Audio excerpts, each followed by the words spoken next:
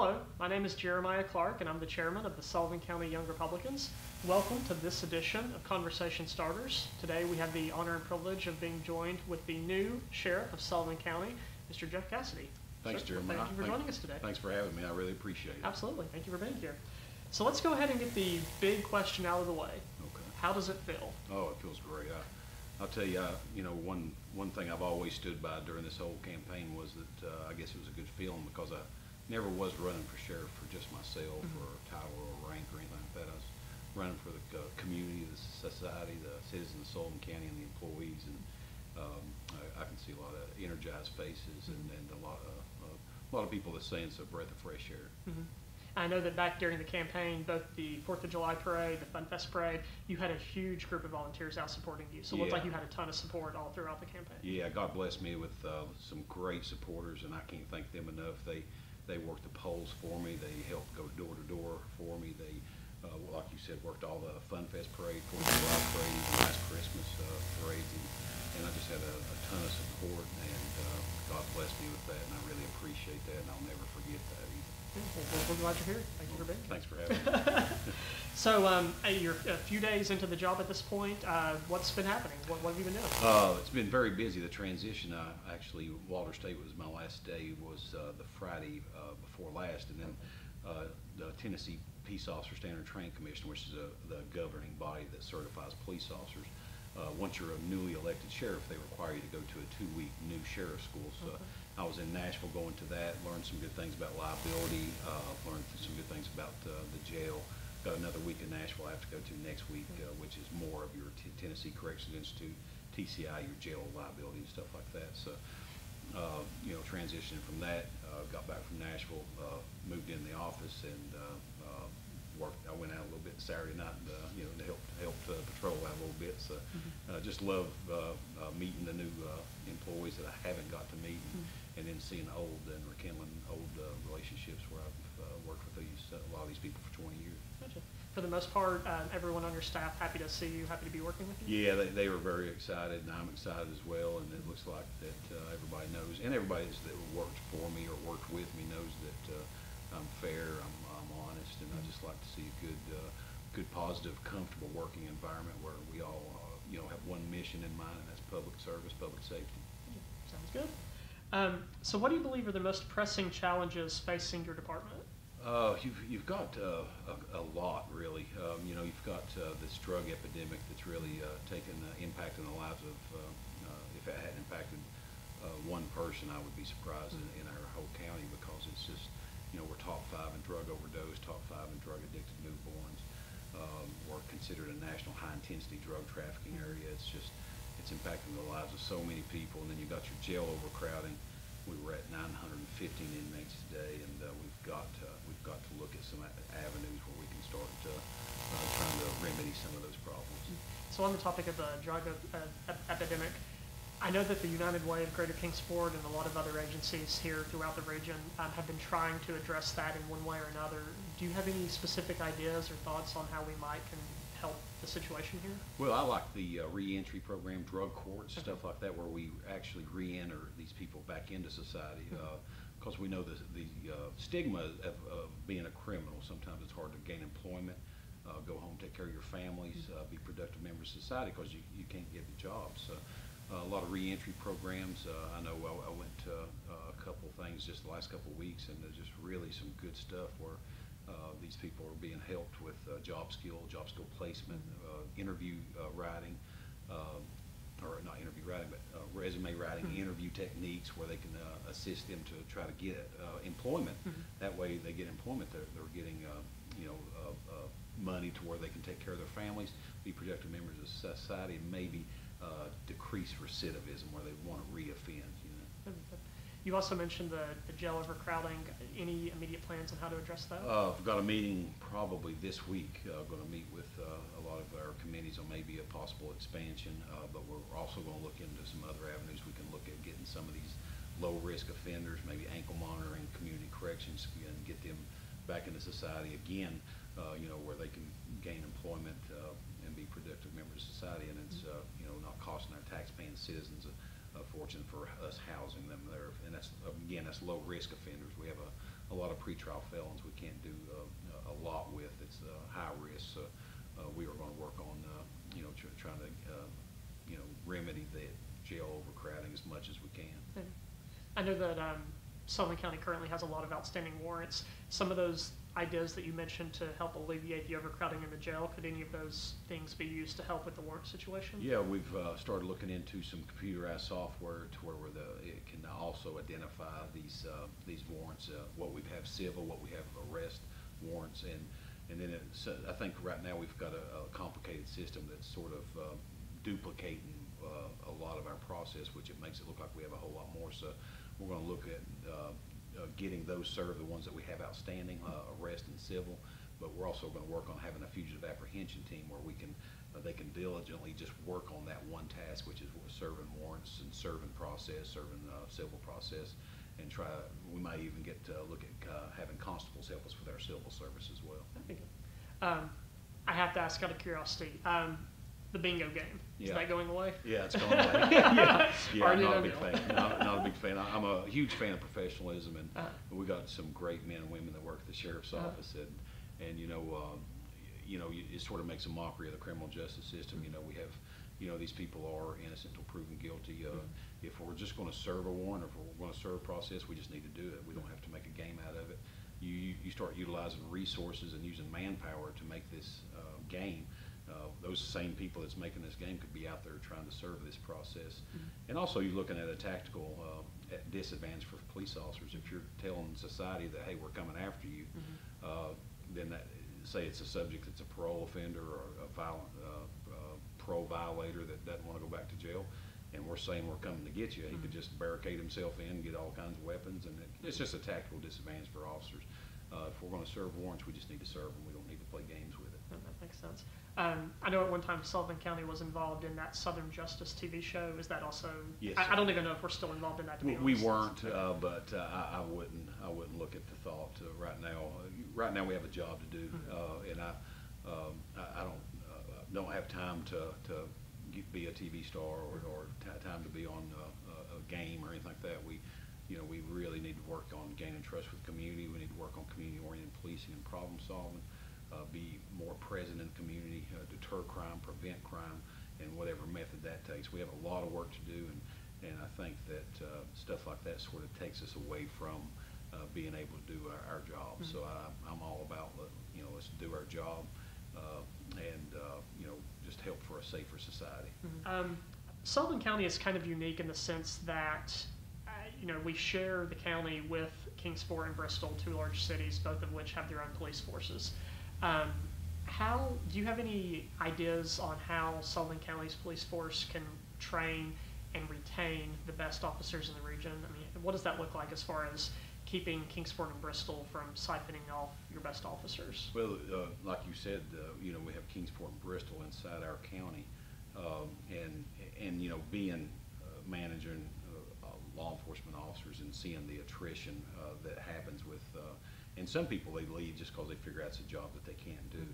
But I think it comes down to a good place for somebody to work, because nobody ever gets in law enforcement knowing that I'm going to be a millionaire one day. So money's got a little bit to do with it, but if you establish a good working environment where people feel comfortable coming to work, safe, they don't have to worry about a lot of stress coming from the administration. I think they start buying into your process, buying into what you believe in, and I think they would enjoy their work environment a whole lot better.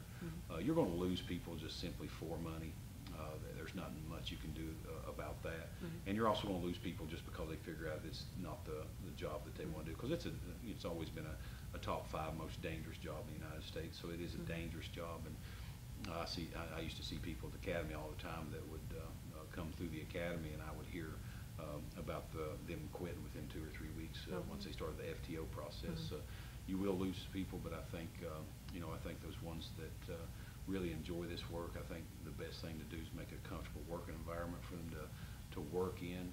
Don't add any more added stress to them. Take the politics out of the sheriff's office. I think that's the big thing about a sheriff's office. Sometimes it becomes political, and that politics starts bleeding out into your operations and administration. And as an office holder, I realize it's political for me, but I'm the only one that's going to deal with politics. I'm going to take politics out of the sheriff's office and let these ladies and gentlemen do their job.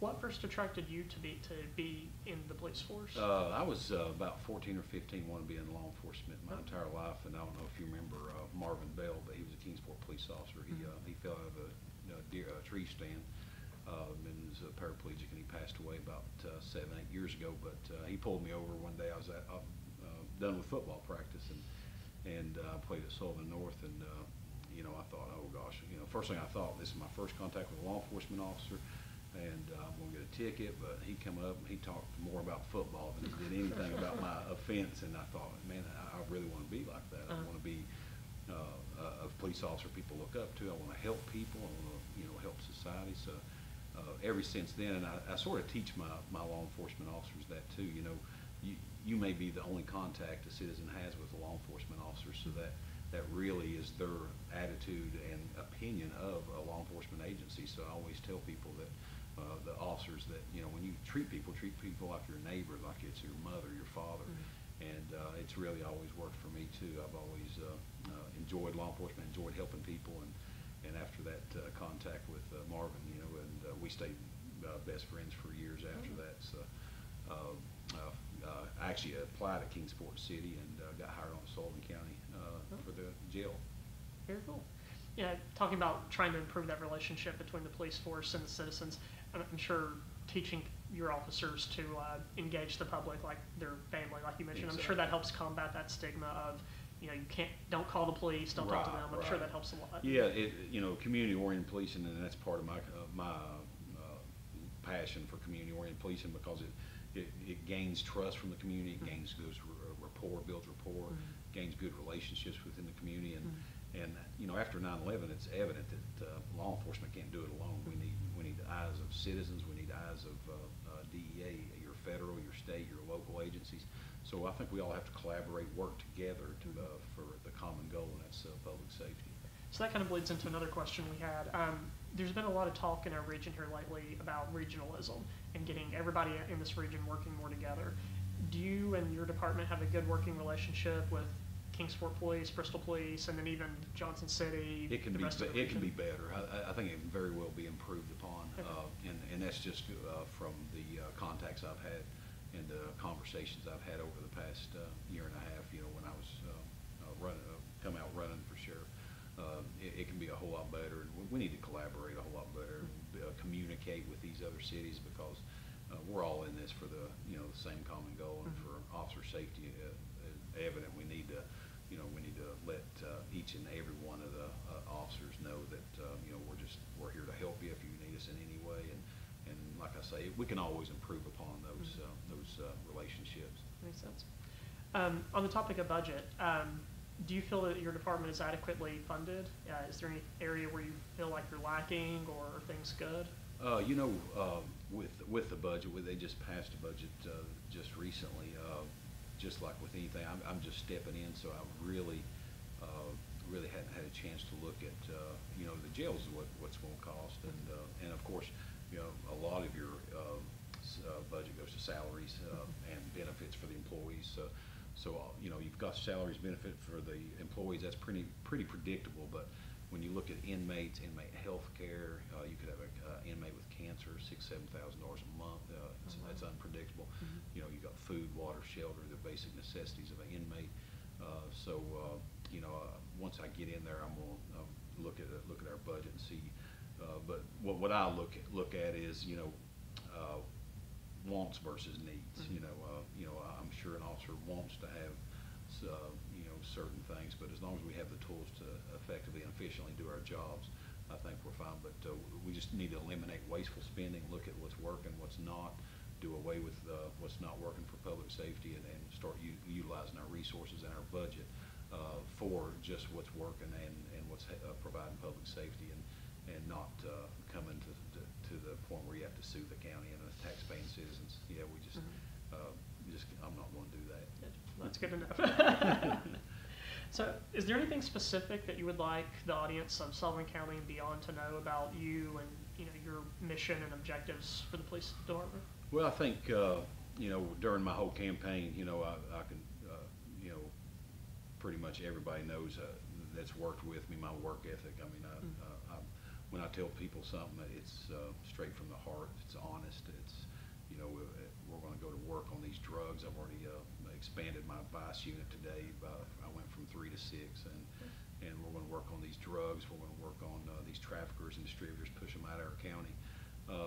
You know, I'm transparent. I want to form community coalitions with the community. I want to be out there, you know, having meetings with them. I want to talk to these people, ask them what we're doing right, what we're doing wrong, what we need to do to fix it. You know, because I think there's a disconnect about you know, what we do versus what the society expects, and I think if we communicate on a better level, I think the community would really understand our job and why we do what we do, why we do certain things we do. But I really want to be transparent, fiscal responsible, and I'm just got a work ethic that won't stop. I love to work, and I love to make sure that these citizens are taken care of, and I really want to make sure that they do know I appreciate all their support and their votes throughout this process, because without them I wouldn't be where I'm at today, and I'll never forget that. Sounds good. So we do have a couple of off-the-wall questions that they're not necessarily geared towards the topic of the police department and your role in it, but designed more to just give people an insight into who you are and the way you think. So these aren't necessarily serious, but again, it's meant for some humor. What's either your favorite book or the last book that you've read? My favorite book is Just 2 Seconds. It's a book about assassinations, Gavin DeBecker and Tom Taylor. Tom Taylor just passed away. They're very good dignitary protection agents. They actually started a protection unit where they protect dignitaries such as Arnold Schwarzenegger and stuff like that. Very good book. Black Hawk Down's a really good book too. So the last book I read was Dreamland. I have read it. Yeah. Great book.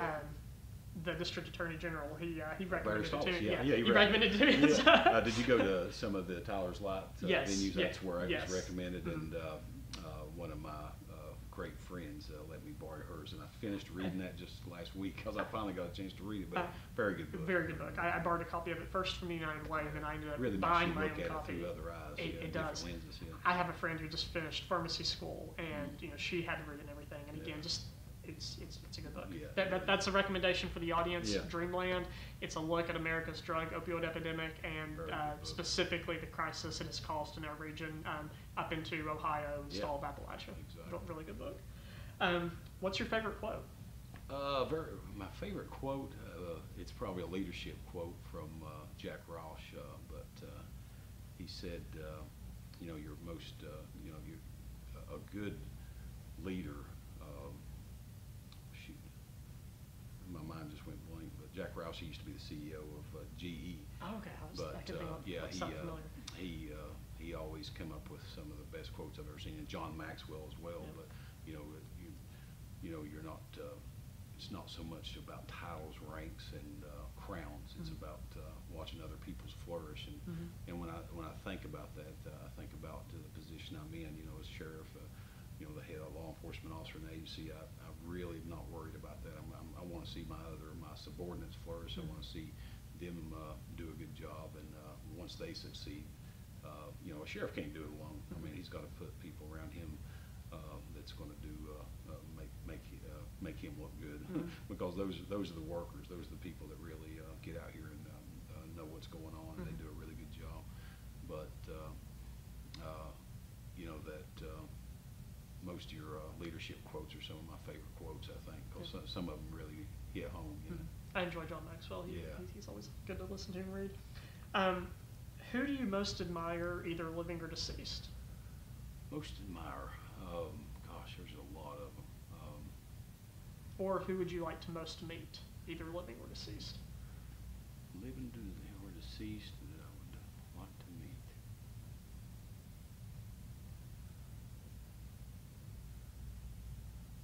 I always wanted to meet George Bush. We'll go with that. Yeah, I always wanted to meet him. If you could be any vehicle, what vehicle would you be and why?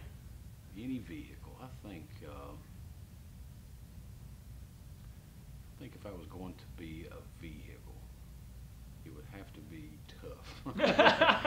because if you do run into something, you want to be able to, survive that. So it's a Ford, built Ford tough. Yeah, maybe like a big F, I call it a F5550 because they look like boats, but one of those big, F250, 2500s or something like that, Fords, that'd be good. Sounds good. That's a good advertisement for Ford. And just finally, where in the world would you like to travel to the most? I would love to go to the Dominican Republic. I've heard that's beautiful. I've got a twin brother, and he's been, and he's talked about it quite often. So I'd like to take my woman to the Dominican Republic. We might do that one day. I haven't been there specifically, but I've hit some other places in the Caribbean, and they're all pretty nice. Yeah. That does actually raise a question, though, I didn't ask. I really don't know that much about your family. I know you're married, but children? Actually, I'm engaged. We're getting married soon. We put everything on hold for the campaign and stuff. So she survived through me, and God bless her, because she's a great woman. I can't wait to marry her. So we're looking at for venues right now. We're going to be married soon. I've got a 23-year-old daughter going back for her master's degree. Very proud of her. She graduated from King with her bachelor's degree. Now going through ETSU with her master's. So very nice. Yeah, so very proud of her. Does she plan to follow law enforcement or no, something? No, I talked her out of that. Okay. As a father, you want to make sure your daughters don't do that line of work. That makes sense. Yeah. And like you said, God bless your engaged fiance for Yeah. going through an entire campaign with you. She's been fantastic. Yeah, she, we seen each other probably once or twice a week, and it's just busy. And she was actually my motivator. She actually got me. Some days I would just not feel like doing anything. She'd be like, "No, you need to, go knock on doors. You need to do this." And she really helped me out a lot, because I found days where I just not only you don't feel like it, but it's like a roller coaster ride. Some days you feel great. Some days you just don't feel good about the campaign. You just don't. You don't know. I mean, you really don't know. So. Is there any other? I know that you go to. Is it Higher Ground Baptist Church? Yeah. Any other community engagement that you've participated in over the years? Other than I used to do a lot of course, Toys from Cost, which we're going to have again this December, which I'm looking forward to, because I love the kids in need coming to that and providing what we can for them. But trying to work with Hunger First and work on some reentry stuff, and get with some other community leaders to work with the homeless and people that are less fortunate. And I've always I've taught church safety since 2006 for churches for free, and just anything I can do that.